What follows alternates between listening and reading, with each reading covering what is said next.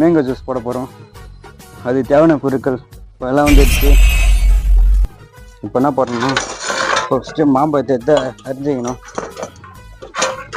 தேவையான பொருட்கள் என்னென்ன வேணும்னா ஃபஸ்ட்டு பால், மாம்பழம், அப்புறம் இது பால் பவுட்ரு தேவை அவசியமாக. ஃபஸ்ட்டு மேங்கோ அரிஞ்சிக்கலாம். இது குழகுன்னு ஆகணும். 2 டீஸ்பூன் சர்க்கரை. பால் எவ்வளோ ஊற்றுன்னு தெரில.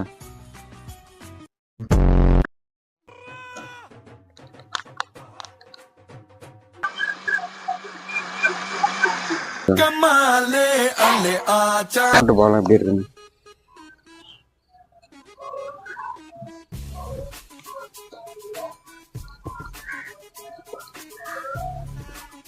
வேறு லெவலில் இருக்கு ஐஸ்கிரீம்.